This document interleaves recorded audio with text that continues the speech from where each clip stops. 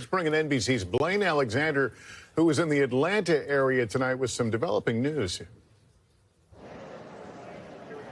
Yeah, we have heard some notable remarks from the Georgia Secretary of State, Brad Raffensperger, concerning the race here in Georgia. Now, before I say them, I want to make it clear, NBC News is still characterizing Georgia as too close to call. But I want to let you know what Raffensperger said not too long ago in a news conference. He said that he believes, looking at the numbers, Donald J. Trump has a, quote, insurmountable lead with the number of votes outstanding. He later goes on to say, it looks like this is pretty much done, and then says, quote, I think the results are pretty well baked in based on where the leads are right now. He's talking about the state of Georgia. Now, again, NBC News still characterizing this as too close to call, but we're talking with Brad Raffensperger. Of course, he is in the control center in his Secretary of State's office, watching those results come in, watching the numbers, and also where those votes are coming in as well.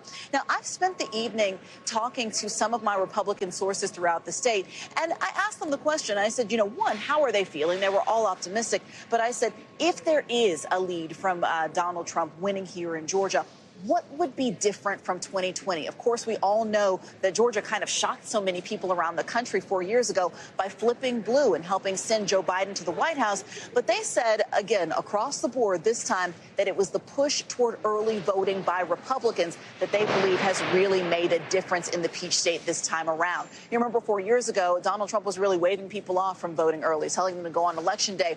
This time we've seen a very different message. His surrogates have been preaching a very different message. Even Governor Brian Kemp and other top Republicans in the state have been pushing that early voting message. When I spoke with one Republican source earlier tonight, he said, looking at early voting, he was optimistic. Also, the fact that Republicans tend to turn out more on Election Day, he was feeling good about the way things were going here in the state as well. So several sources telling me they believe that early voting did make a difference, guys. Thanks for watching. Stay updated about breaking news and top stories on the NBC News app or follow us on social media.